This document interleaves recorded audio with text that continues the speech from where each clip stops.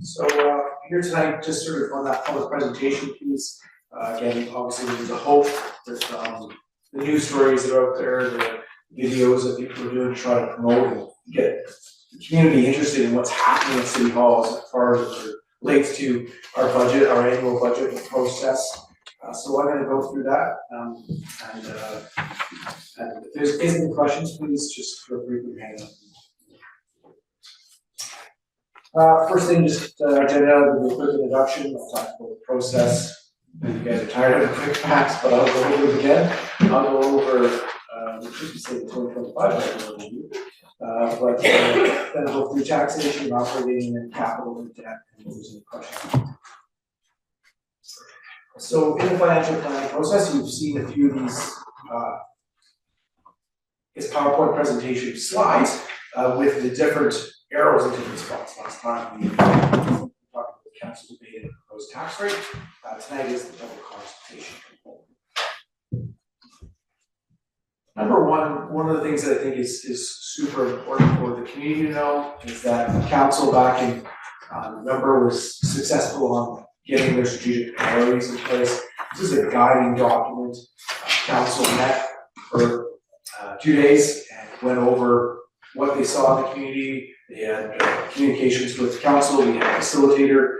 This is a mandatory document that really is important for councils to create, and it's also really important for staff because out of this document, this is where you should start seeing your financial plan, and over 5 years, you should see items in the budget. If you're saying that you're going to do something, well, let's see a budget item there to fund it. And so this is a key component of what council wants to get accomplished in their term. Most cases, this is done right at the very beginning. We had our own challenges and we got ours a little bit late, but I think nonetheless, we're in great shape. Again, there's a nice message here from council. They want the priorities reflect our collective commitment to growth, inclusivity, respect for the community's rich history.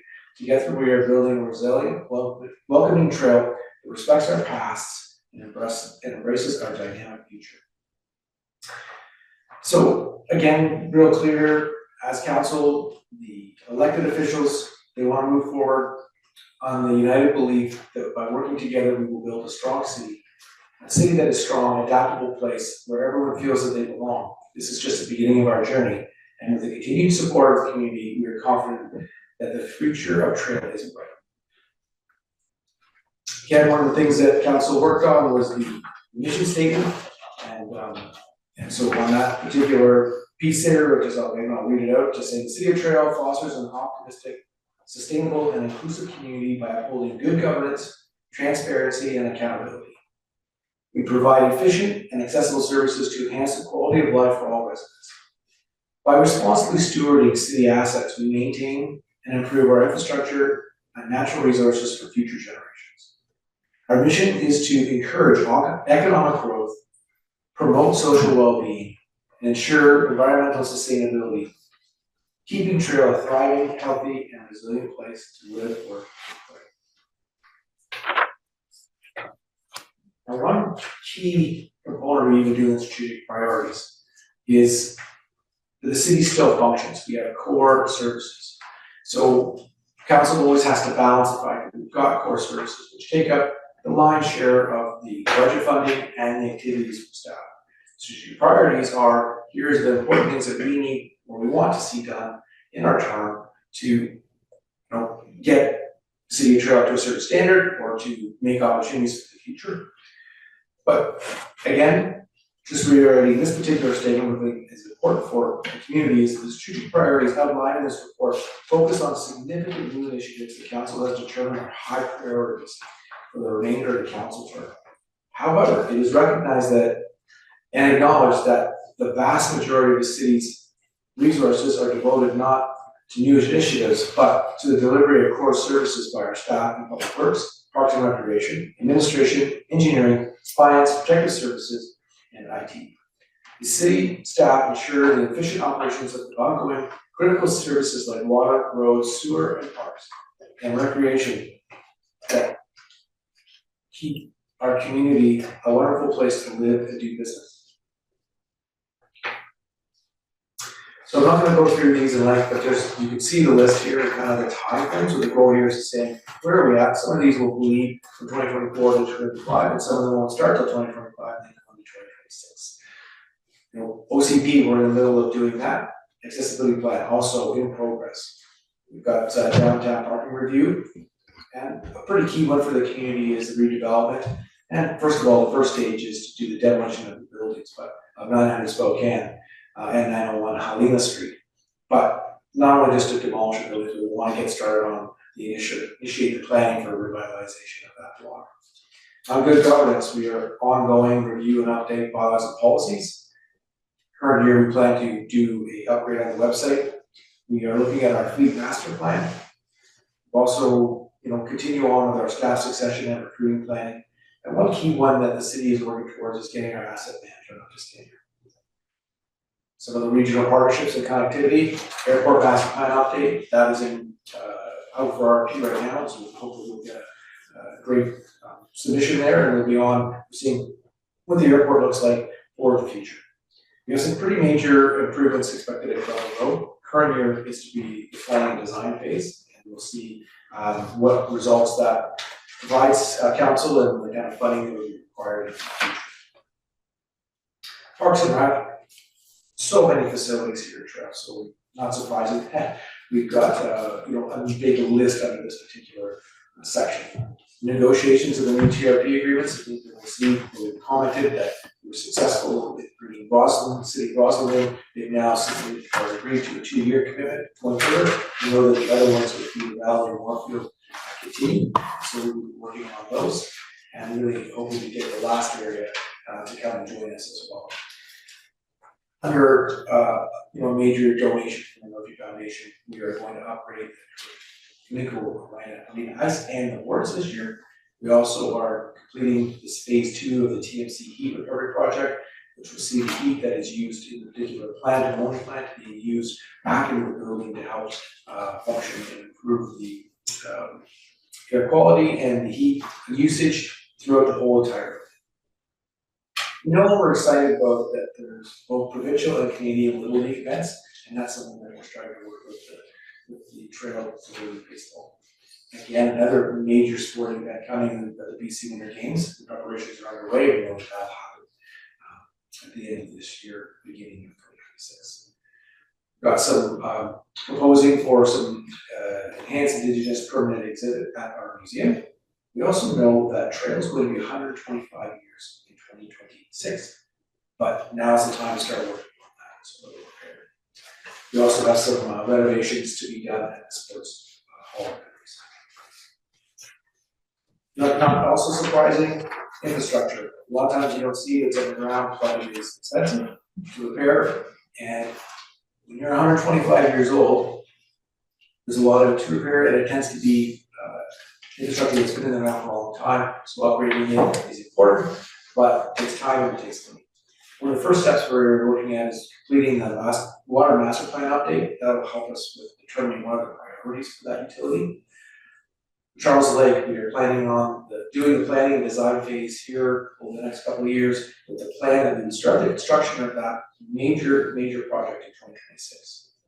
There's some storm upgrades planning design in 2025.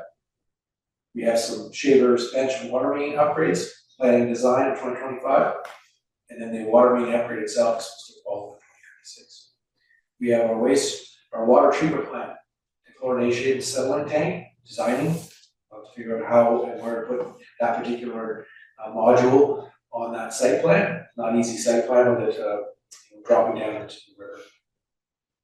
One of the big things that's been important is the trenchless sewer lining, the new technology being that we can cure this in place. And so you basically can find a way between 2 manholes, and as long as it's not broken down or collapsed, that you're able to reseal that, so you keep the space as long as the hollow is still there. We go through, we cut any roots out, and then they reline it. It makes it almost like new without having to tear out all of the pavement or replace all of the dirt that would be along with that. So the 2025 year here is that we were doing a lot of point repairs. So they can go in and done the camera work, and they can see areas where the sewer has either collapsed or it's not wide enough to pick that repairs, then we will go in 2026 and we'll do a major relining. We know that safety is important for the community, and council has directed staff to continue on upgrading and our expansion of our CCTV program here in the downtown area. We also know that the covered stairs and wall assessments are important because these are unique assets for the city, and we want to make sure that we are using the ones or upgrading ones that are being used, and we're also assessing to make sure that we can get ahead of doing any repairs before they get to a place where the repairs are far more expensive or even if they fall down. One of the major projects that we do have in the books that we'll be reviewing over the next little while as we deal with some other budget pressures is the Dooney Avenue underground parking construction phase. We've got some foundation work, we've got water, sewer, and storm infrastructure to upgrade there. So those are strategic priorities for council, so that's a lot, but it does allow council staff to come back or to present and to report on how we're doing. So it is an important document for staff, especially when we have staff reports, and as we work up through the year, asking ourselves, does this fit with what the strategic priorities that council gave us? It's over and above our general core service. Some of the principles that council has given staff on building this budget, that they really support the delivery of municipal services. Council is not interested in contracting. We want to maintain our service levels at 2024 levels. We want to obviously, wherever we can, reduce the cost of service while minimizing service impacts. We look to the opportunity to generate new revenue. Trail is definitely a very entrepreneurial community. It's one of the things that we're seeing some benefits, which we'll talk about in the 2024 year end, but it is also something that hurt us during COVID when everything was shut down. All that revenue that you usually been used to getting ceased for a number of months and a period of time. It just really shows you the fact we're seeing the benefit of it now, but we also saw the other leveraging of that when we lost that opportunity. Obviously, they want to minimize the tax rate increase.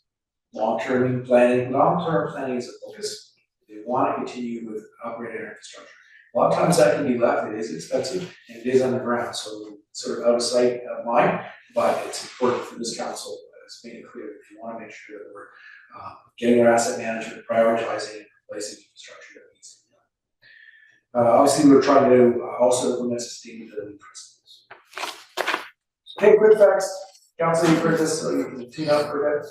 But city revenues were close to 31 million. That's all of our revenues in 2024. But the total operational expenses were only 16.6 million.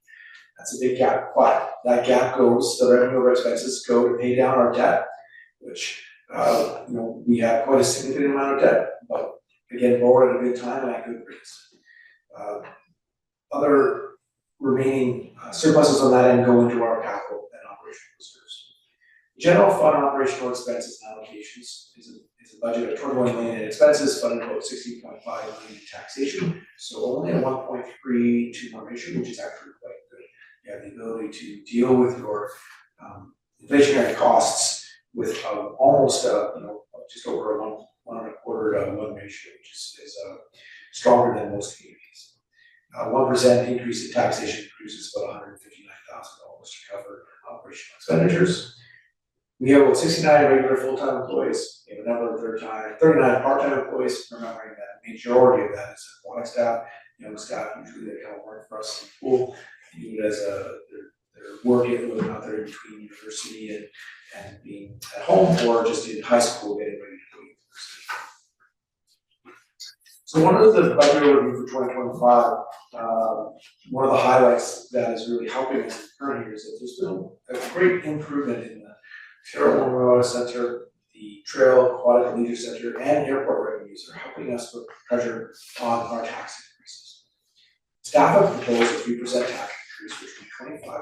I will announce early that council has directed staff that they would like to see a 3.5% increase.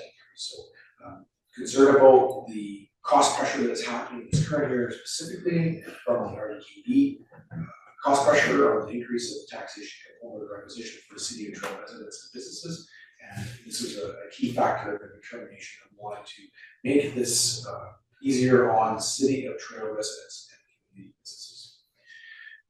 Council has already previously approved some increases in the utility rates. Those were done back in late November, December. The reason why is because those rates need to be set so that we can send out utility bills in early January in time enough to give the community and residents time to get in, pay that, to incur the discount. 10% increase in water. It is the one area that the city, as we go forward, is a point of pressure for utility rates. We do not currently collect enough revenue to offset the cost of operations. We do have a major water treatment plant. It pops up from the Columbia and then distributes out. We also have the Bear Creek well, great water sources, but the fact that you're pumping up out of the creek, out of the river, and then having to distribute that, it's expensive. And so operations of a facility, it's well running, but if you don't have rates set to be higher than what the operational cost is, you have no money for the infrastructure upgrades. And that's something that this council has been willing over the last number of years to increase those rates. We have a number of bigger increases proposed for the next number of years, with the hope that they would drop down quite a bit and sort of level off. But we need to get the rates up to be able to afford the infrastructure repairs that we need to do. The sewer utilities are much healthier shape, and that's why you'll see a smaller increase, 3% in 2025, which is about $8 for a single family. The one thing the council did do was, as the RDKB has now taken on the collection of organics, recycling and garbage, that we removed any reserve recovery fee from the utility bill. In 2024, there was a utility fee of $25 that was basically the portion of funding that we needed to do these fall and spring cleanup. Council asked to remove that and apply our tax increase, which was to be able to assist with the cost of taking care of the fall and winter, and spring cleanup. Pretty major capital budget again this year. Almost $15 million in the operating fund. A bit smaller, both water capital and sewer capital. We'll see progress on all of that in more detail in the end of the year. So one of the major highlights here, city was able to acquire land under Spokane with the plan here to demolish it, and it's the start of the major revitalization of downtown. One major completion for us was the garbage missing link. Really ties that up. It's a nice little viewing area there now. Flowers, some beautiful areas of those at the end of the presentation here. It shows the view, it's fantastic. And the other component, major capital last year is the Dam Street project. Well. Another success for the community was the temporary housing shelter that was relocated to Riverside Avenue, proposed 25 beds. It certainly assisted in helping the homelessness situation in downtown as well. Those individuals that truly needed a place to take care of. Be taken care of. There's medical services there. There's counseling. It's been a very good success for the community. We've had very positive revenue results from our user enterprise center. We feel that there's a direct correlation with the fact that council was able to enter into a partnership with the city of Roslyn to remove them from bring them into the TRP program so that they pay the same rates that city trail resident does, and we've seen some really good numbers there. We've been able to successfully fill many of the previously vacated positions. Our team is just getting stronger as they learn their roles. We had a really good year in 2024 as far as our interest income concerned. That was I think out of two things. One was a fortune that the interest rates stayed as high as they did for as long as they did. In the same way, we did look at our cash management processes and really did a much better job of making sure that we had funds into interest earning accounts sooner and longer than we have in the past. 2025 opportunities. We want to see the safe and successful demolition of 900 Spokane and Marijuana Arena, and allow the discussions, the dreaming to start on what can happen on that block. Already spoke about this a bit, but we've got due to $1 million USD donation to the Murphy Foundation. New arena ice surface and boards will be replaced. I believe, if my understanding is correctly, is that it's 56 years old, so that's a long time, but now it's time. Another key component for 2025 is the completion of the 22-year-old OCP. You will never get to be 22 years old again next time, because now the province is mandated that it has to be updated every 5. So a lot of work going on right now, a lot of opportunities for the committee, and then we'll be again out to the public to get feedback. But this is again another driving document, get the OCP, and then that flows into the new council comes in the term at the end of 2026. You'll have the OCP in place, you'll have previous strategic priorities, and then we'll build from there. That's really one of the driving factors for being successful as a council to to make sure that things are prioritized before likely don't change that much, but that you see those completed and then bring in the new ones within the council. Really hoping that we have a full complement of RCMP officers in our community after a number of years of being significantly below capacity.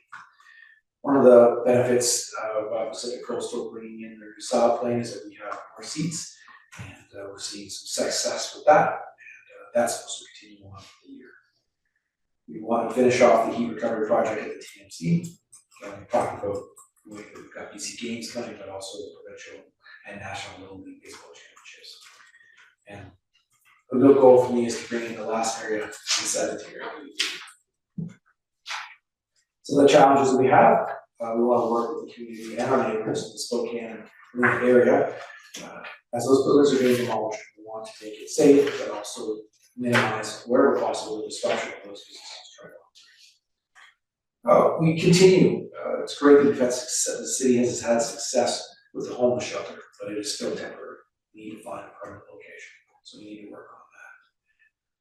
You're seeing significant cost pressures in the community from ongoing tax requisitions, increases from RDKB. We know and should have expected a large increase in trying to get a brand new state-of-the-art Sioux Shrimp plant up and running. That's just something that needs to be done. We did get a significant portion of that. It was a grant, however, it did get caught up in the inflationary boost there over the last couple of years. So that's what's causing this increase in demand for tax requisition. The majority of it is to cover that cost. But now we'll be having much better treated water when it's released back into the river. Another component that's benefited over the last number of years is that interest rates have dropped significantly. The tariff threat and all that's going on, there's an expectation that it could drop even another half basis point by the time we get to the end of the year. That's really going to put pressure on. We are seeing, and again, we talked about that at the county today, that we're seeing cost escalation from vendors bidding on large city projects due to the economic uncertainty and the concern of forecasted inflationary pressures.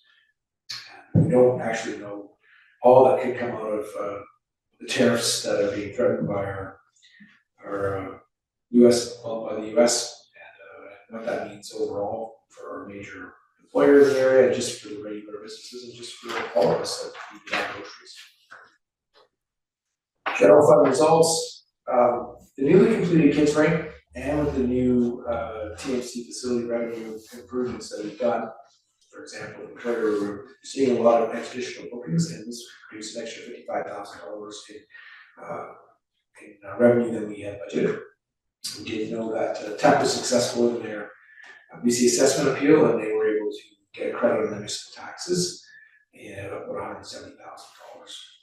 The understaffing in RCMP certainly meant that the members that we have, that budget was under, but we really had a significant year of overtime costs, which actually put this, which in the past has provided a number of hundreds of thousands of dollars of surplus, was actually higher, was actually over budget by 175. So some of these cost pressures are being,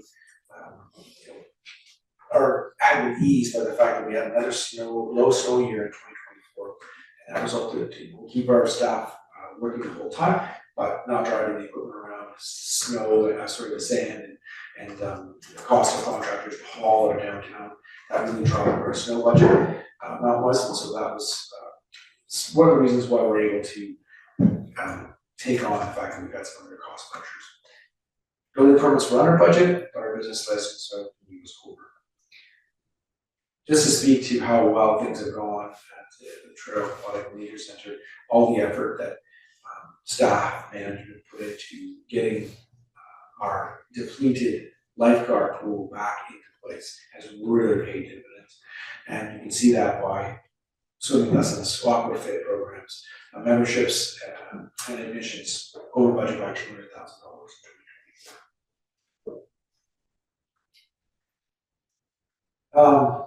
Staff were recommending a 4% average overall property tax increase. Since been council's making decisions there. Follow that up a bit. Expecting RCP close to full complement in 2025. So that also puts some pressure on our budget. The city of Roslyn has agreed to extend its security for 2 more years at from 100 to 130,000, so we get some additional revenues there. Talked about the revenue improvements helping us with the budget pressure. Talked about interest. We do have in the 2025 budget numbers, we have a half year for a manager of planning and climate action. Using a TAF because we know that by the time we hire someone, it's likely going to be about summertime. There is budget into the future years for that being a full-time role. I think that this would be a key component of making trail open for business for those that want to develop with us, but also taking into consideration the sustainability desires of the community and council, and making sure that we're doing our part where we can to be efficient and find cost savings, as well as improve our GHG usage. We have some remaining provincial COVID funding, and we are going to use $200,000 this current year to assist with some IT projects and also to work on some succession planning. We have continued to have $100,000 each year going into the operating capital in 2025 onwards, so that's just ongoing increase. So we know that the cost of operating capital is not going down, it's going up. This was just a document for the community and for others just to see that the city of Trail has done very well, I believe, over the last number of years. A lot of its other communities have some significant increases to their taxes, and we're proud of how we're managing within our means here at Trail. And one factor I will notice is that the police costs not only pressure on our current year, but this is a number of the communities throughout this list. One of the main drivers for having an increase was the fact that the police costs were going up. Again, for those that are watching online or just if you watch this video, one of the things that can be really important for a homeowner to know is that if their assessed value went up a lot, or the average went up a lot, that isn't a direct result now of a huge cash inflow for the city's taxes. It's not the way it works. The process is such that we adjust the taxation rate to account for the fact that there's an increase in the assessed value to make sure that we're collecting the same amount of taxes than we were in the previous year. And then if there's an increase, it's on that new tax rate. Again, if you've had a lower than average change in your property value, you can expect a lower than average tax increase. If your increase in your assessed value is average, you should expect the average rate of the tax increase is. However, if your property is increased significantly or higher than the average, then you can expect that your taxes will be higher than what the set increase is for all of the classes of taxes. When we look at what's the tax effect here in 2025, we'll note that last year, after a number of years of really increasing, the flat factor, we were down a little bit. This year, the average increase is 6.16 in residential, almost 5% in utilities, almost 8% in major industry, almost 16% in light, almost 8% in business. The forest, pretty small, hasn't changed much, and also another increase of 5.84 for the nonprofit sector, other assessed values. Now again, if council just applied the same rate, yes, you can see where you have a significant increase in your taxes just by the fact that you change, the fact that these properties increase, but that's not what we do. Okay, just a visual graph kind of showing you, not quite a hockey stick, but it was heading that way, and then we had a bit of a blip and then it started to head back out again. And I know that it can be difficult for Trail residents that you think of the ongoing cash flow request of taxes, or it's the costs of groceries. And one thing you can say here is if you look at your properties, in 2019, basically most properties have doubled. So you have real equity if you purchased or owned your home for a long time. So the budget document originally had the average single-family dwelling, which this year is $406,000. You can see that the proposed effect at that time was a 4% increase. We have given increased this on the property taxes by about $41. We paid off the factory truck, and that's why our property tax debt has dropped in 2025. You see that we've got the water rates and sewer rates. We are talking about those, and then the breakup of resource recovery, because that's what will roll into property taxes. So before the county meeting today, this is what I propose seeing for the average home, about $63 increase over 2024.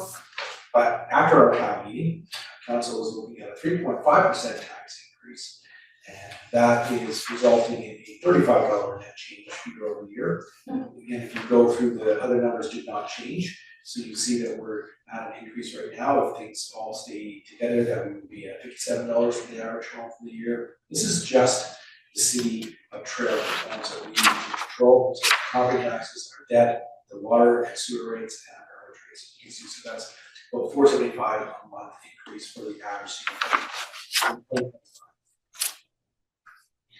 This is a slide that we had in here to really show the effect of some of the taxes that we know.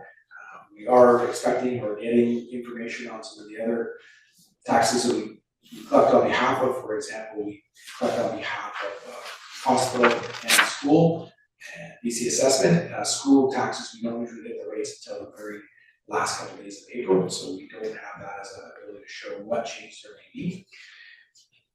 Under the previous, before 5 hours ago, we again would have had 4% or $41 change in an average home.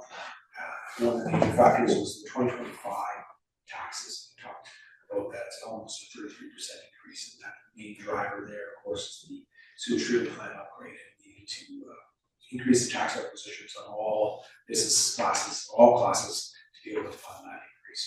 But the other part that was kind of left over is the tax recovery from the 2023 tax holiday that was created from a miscalculation. And in proposing that getting recovered in 2025, that would have hit the average home with a cost of $89. So you can see that that was a pretty significant increase of just these taxes here, or 379 homes. But after the county meeting today, council has decided on two things. One, to look at a 3.5% tax increase. So you've seen that net change drop by about $6. These are accepted taxes, about 2.4 or 33% increase is still there.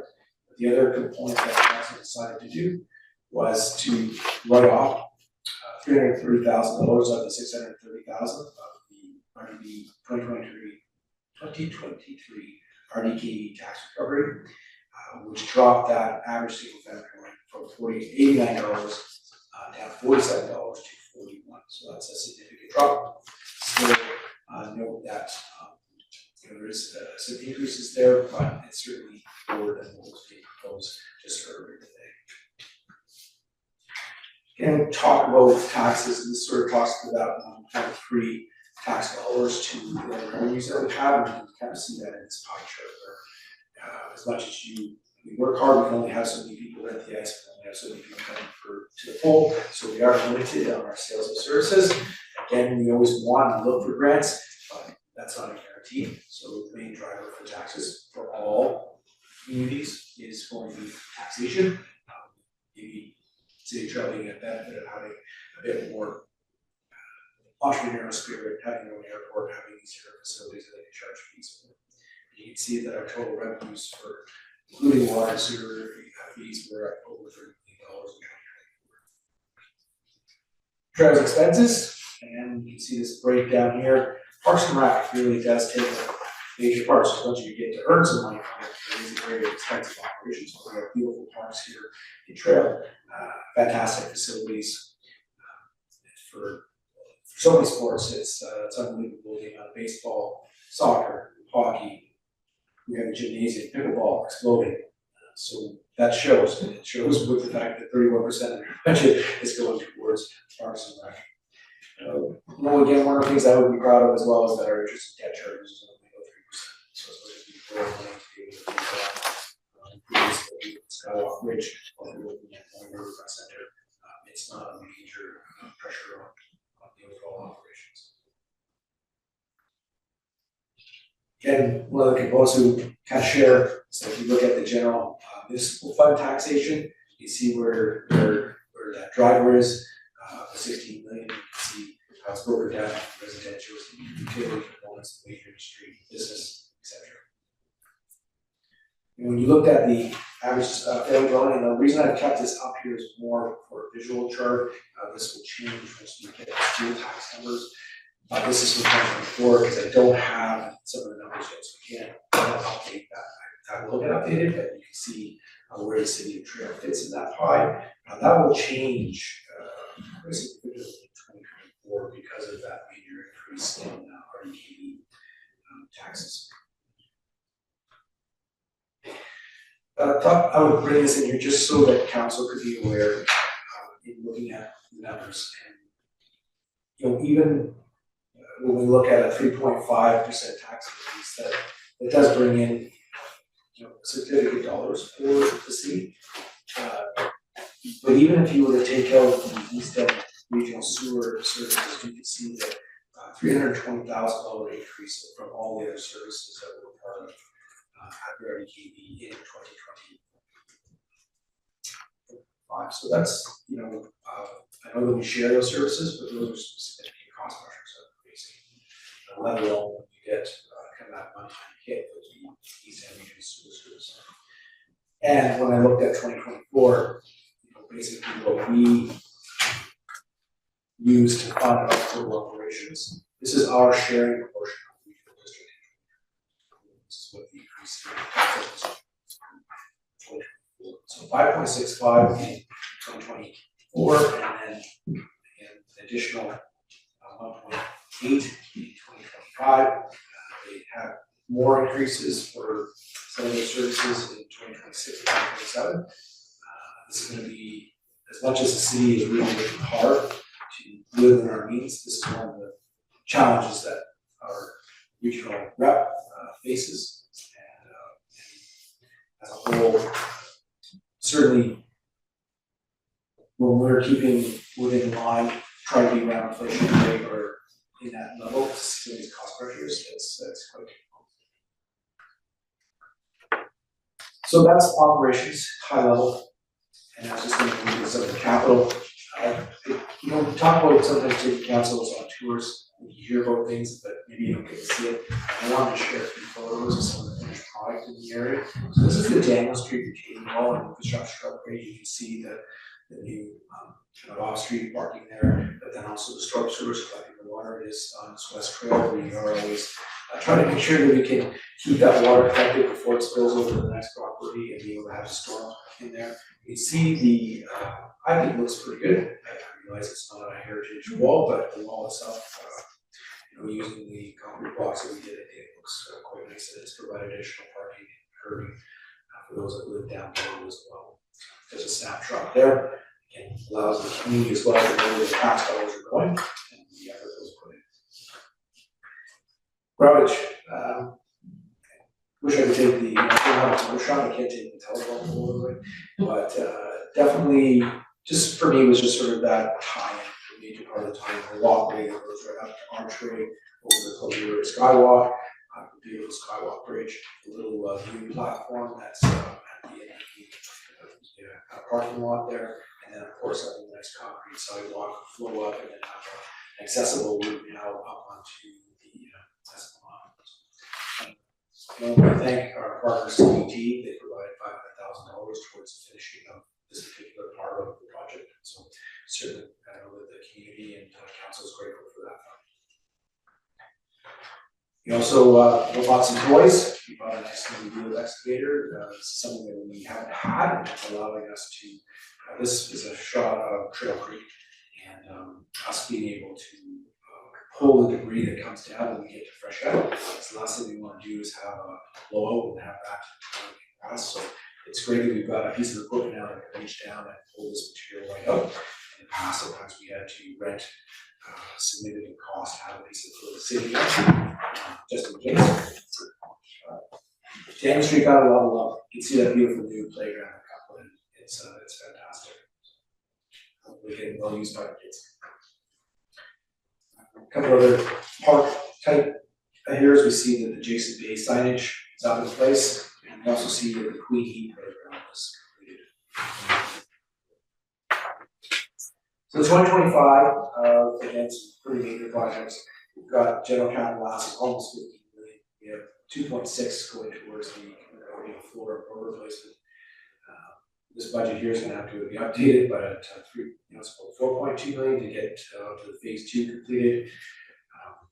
We've got some electric pickup trucks to be purchased, a new electric aerial lift, a new field mower, and right on Schroeder to be arriving any day soon, just in time to do the spring cutting, so that's great.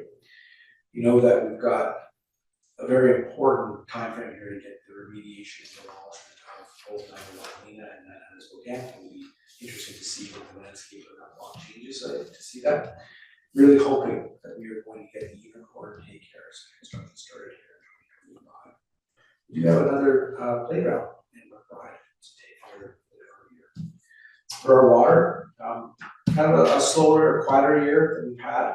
The water master plan update is a real driver because I think that's important information for council to make sure they're making prioritized decision making on what is the capital improvements that we need to make. At the same time, we still have ongoing water treatment plant equipment, i.e. pumps that need to be dealt with at the water treatment plant. We also have a replacement of the Bear Creek well. And also just this engineering of replacing that major water line main that comes down Charles Lake Drive from the water treatment plant. Sewer, again, another kind of a quiet year. We've got some pump replacement at Winter Park Drive lift station. We've got some other work to be done on replacing portions of sewer main in Shears that's completely out and and a reminder that we are also doing some point repair so that in 2026 we're able to do a significant amount of sewer relining. This was one that kind of caught me because I don't know if council had really kind of see what was happening at the old reservoir. You can see that it had a wooden beam and it been there for many, many years. Here's what the reservoir looked like with no roof on it, and here's the new concrete. So those, probably something you drove by, you may have never noticed, but it kind of speaks to what the reservoir even looks like and where our holding tanks are. I kind of re-spoke some of these for 2025.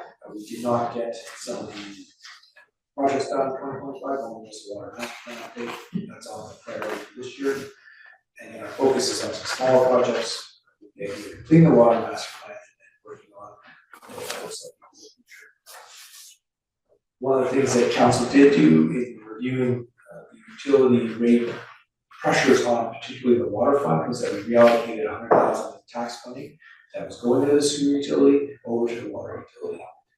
And it's going into 2025 and ongoing, and that will help us with the funding pressures. We are, with that work and some of the reallocation we talked about today of some operating surplus into the water fund, we're really starting to kind of squeeze that gap on being able to fund the capital projects into the future. One thing that is interesting when we get the water master plan that council needs to consider is the fact that borrowing is not always bad. If the rates continue to drop, that could be something that council might consider to take some of the rate pressure off. Now you do get a lot of interest income, but if you were doing fixes to things that benefit the community for 20, 30, 40, 50 years, having that spread out over a longer period of time can be a good decision. And like I said, with interest rates coming down a bit, could be something to consider. Same kind of comment on the sewer utility. We've got the public works department senior manager moving over. So several things that they get done. We did get the sewer line point repair done in 2024, we had hoped. Talk about some of the other projects that we're planning to do. One of the things that's key is that in 2025, all the sewer debt will be paid off. So that's also implement that right now. That reserve and work that's being done there is in a healthy way. we've got planned out and then the council remembers, but the public also, we've got the documents that show that we're a 15-year plan. We've got it's a point repair, and then we've got relining, there's some other work, and then we're doing relining, so we're trying to get that consistency on making sure that we're increasing and improving the infrastructure in all the utilities. This was maybe a bit hard to read, but I just was trying to show, especially at the time of in November, where the effect was happening with water and sewer. You can see the effects that were going on, some of the increases that were happening in certain areas. In particular, the bottom of the city of Trail, you can see that just on the sewer from ATV or your average home, basically. But even with our proposed range, you can see that we're not far aligned. We're a little bit higher than the city of Nelson, a little bit lower than, sort of higher also than the city of Austin. And so those are sometimes it's hard to also make fair comparisons because some of them have meter rates, so they say you pay a flat rate, then they pay per, like each home has a meter. Whereas in Trail, we have some businesses, I think it would be a good idea to move towards all businesses being metered so that we can figure out what that usage is. But it's a huge expense to put meters in every single.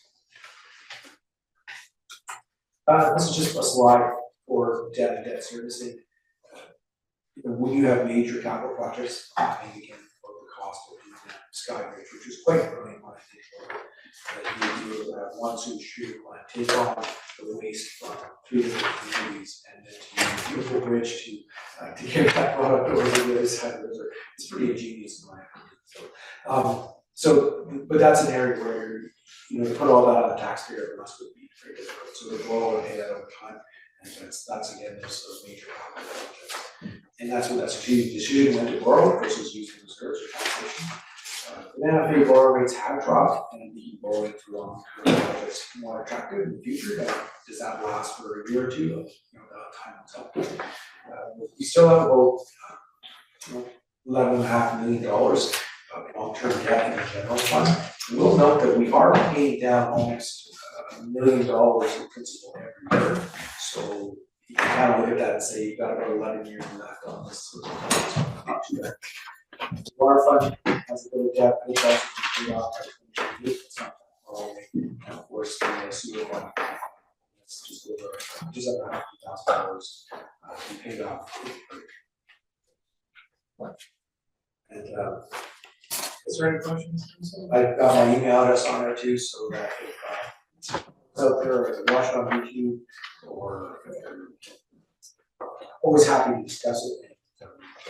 And don't wait until you get your tax notice and you have questions. Now's the time to ask. And I do appreciate Councillor Cashel for putting in the effort to try to drum up some interest in attending. But it's one of the tough things. This is not the only time that I've sat in a very vacant room trying to spread budgets to the different entities that I've worked for. I know that the community is busy, they have jobs, they have families, they're trying to deal with the day to day. But we always want to make sure that we're open and available, not only the council, but staff as well, to answer any questions. That's my presentation. Thank you, Mr. McCray. Is there any questions from council? No, go ahead. Councilor Butler? I'm always the one with the hand up first, so.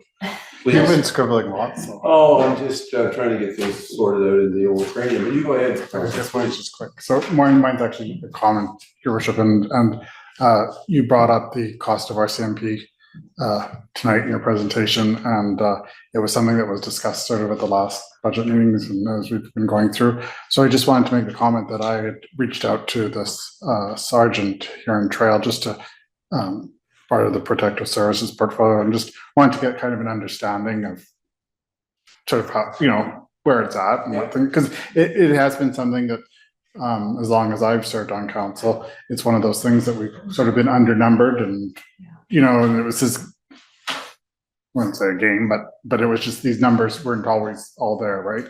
And so I just, for my personal information anyways, and I don't think I'm sharing any trade secrets, but Sergeant Wasinowicz shared that you had reached out to the the head accounting department for the RCMP in the province of BC. And so, and in his words, to scrutinize the check a little bit, the bill, and see what we were paying for and if things could be saved. And he shared that you did find savings and that you were also the first CAO probably in the history of City of Trail to do so. So I just wanted to say thank you.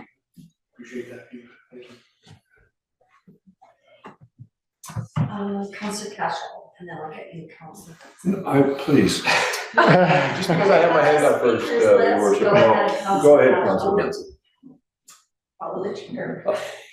Okay, well, thank you, Councillor Butler. You kind of touched on something that I was going to bring up, maybe not quite as eloquently or as well-rounded as what you said.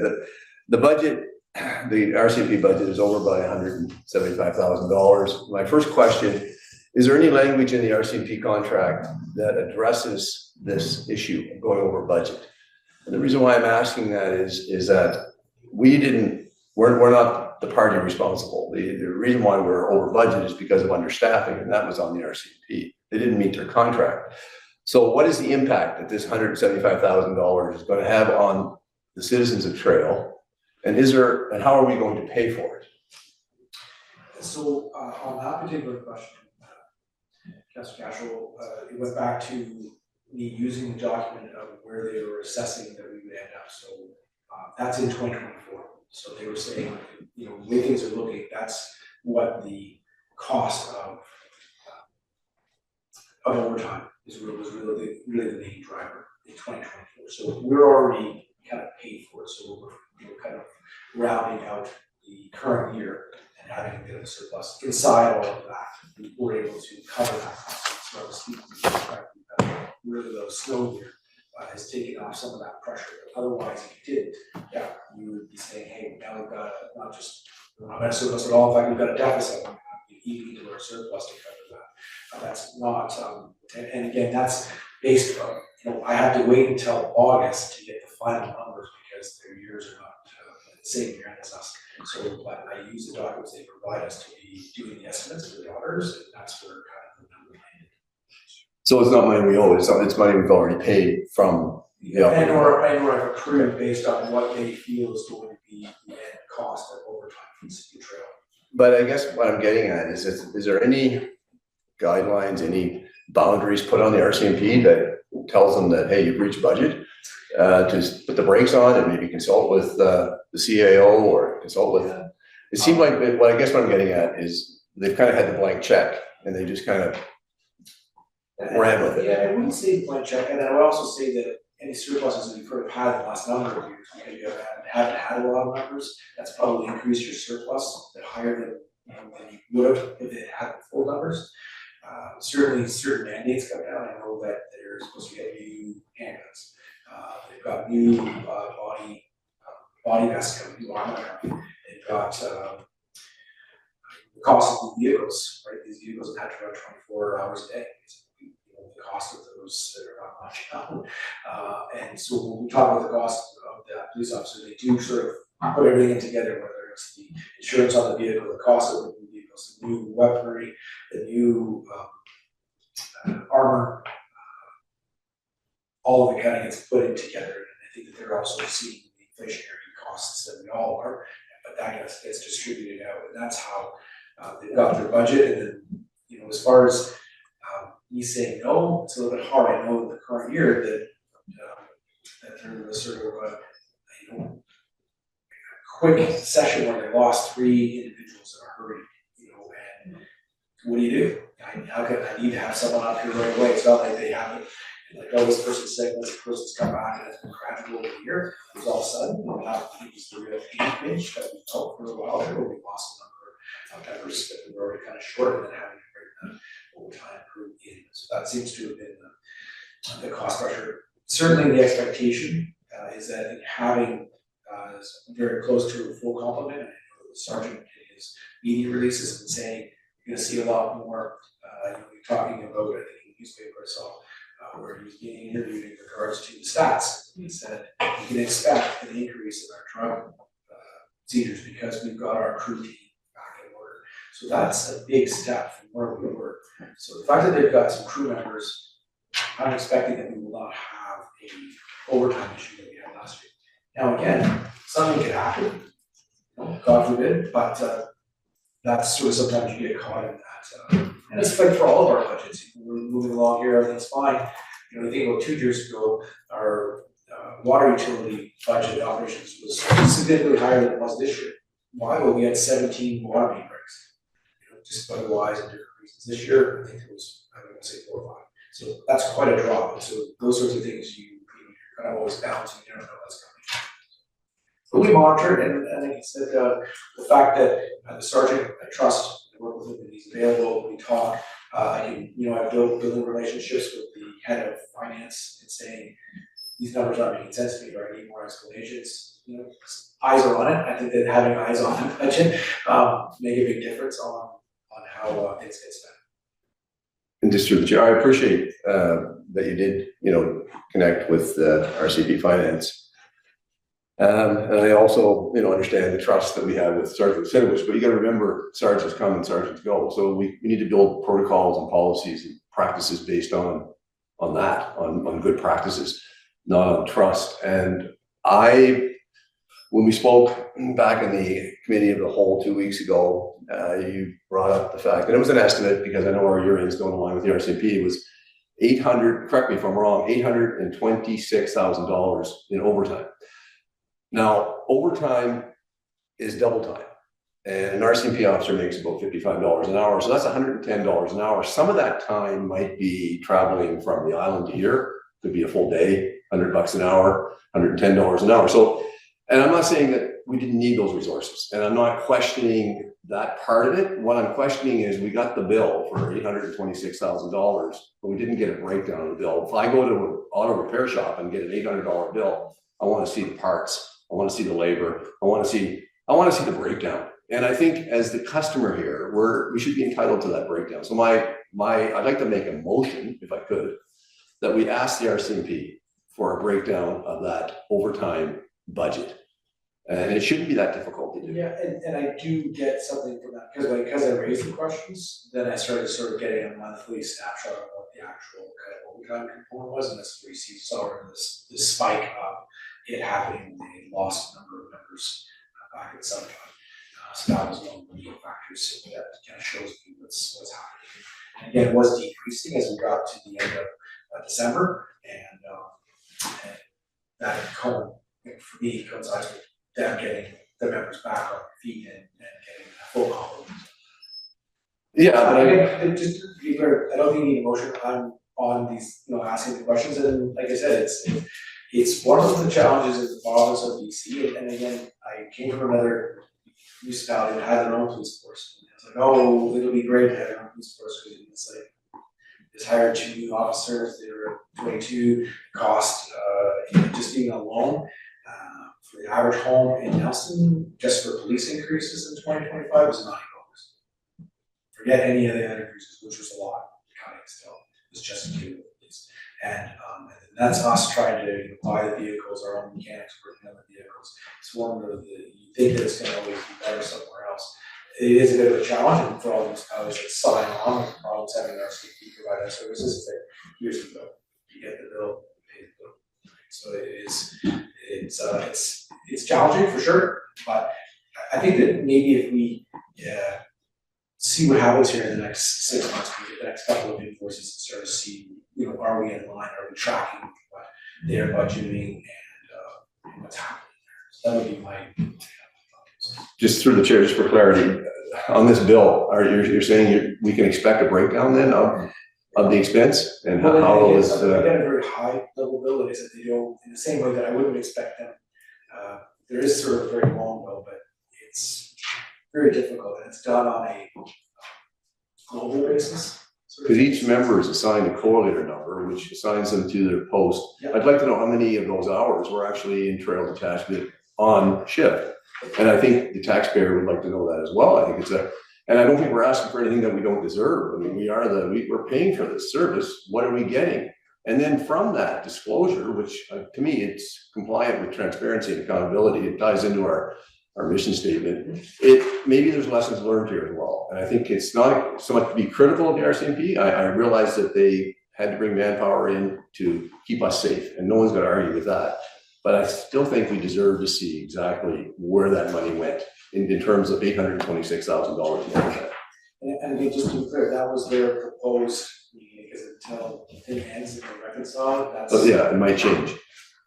But you're saying that we can get some kind of a breakdown as to where the money was spent? Let me go back and kind of find out what exactly they can get from. Because that might also include the travel expenses, and may be including meals and accommodation, which is fine. I mean, they have to come here, they have to live. But that's why it's so important to know exactly how much of that money was actually giving us boots on the ground. Fair enough, no, that's a good one. So you're talking just about the overtime, kind of breakdown of like. Yeah, the 826,000, not the entire, yeah, just that portion. Thank you. That's all I have on that aspect. There might be some other questions that come up later. Thank you, Chair. Thank you, Mr. McCarthy. Thank you, Councillor Cashel. Councillor Benson. Thank you, through the chair. A couple of questions that I received from the public was around the manager of planning and climate action. I think there was some confusion that they would be managing they would be planning for the climate action for the community. I was hoping you could obviously give a bit more of an explanation and what they would be focused on and where the funding is. Right, no, okay, yes, I appreciate you, when people feedback saying, what, we're gonna have our managers, no. We don't have a direct person, we don't have a planner on staff. And it's one of the things that we've seen over the last couple of years, where we've had some people wanting to, or individuals wanting to develop. We're seeing some of these other zoning challenges that came from the province sort of mandating that, and that was really done by basically the corporate officer, manager, or legislative services, who are both not planners. They both will admit they're not planners. They're great people, but they're not planners. And in saying that, being able to have them, to have someone look at what we've got for policies, someone that is a trained planner to come in and view that landscape, make sure that we are got the best practices on our zoning policies, that we are open for business, allowing developers to come in and know what's happening. And I personally believe that our fees are probably too low. So those are some of the things that you can look at. Now, not uncommon, we know the council also does it, to sort of bridge, is that a full-time position that we also try to be cognizant of the fact that we don't want to put pressure on our taxpayer. We're trying to. We did look at. We also have some climate action funding that we get from province, and drawing on some of that funding takes away the cost pressure of hiring a manager. And they usually are skilled, or we will be looking for someone that is skilled in being able to help us not only do the planning side, but look into areas where we can improve. And report out on what we're doing with our climate GHG reduction. And that's not just for city entity itself, but for the community. And that's one of the drivers. I know that the city did sign on to being net zero at a certain time frame. I can't tell you that I have something that says we're pointing in that direction. So that is something that we have committed to, as our previous councils committed us to. We've got the funding. Use the expertise, which tends to be those that work in that field tend to have a bit of an understanding of that role. And so I believe that they will help us. It will also help us, I believe, on applying for grants and having some of that climate action lens to it. Again, anytime we can get $300,000, $600,000, $900,000 grants, that takes pressure off of the taxpayers. So that's the plan here, and that's the goal. And I'm hoping that we'll see the fruit of that. It might take a year, but that's the goal. Thank you. Any other questions? Go ahead, Councillor Cashel. Thank you to the chair. Just more, well, first of all, thank you for reallocating the water fund $330,000 to the 2023 tax recoveries, bringing that down. And I guess my question is there room for more monies out there in the operating world, in operation to bring it down even further? Well, the time was really tight.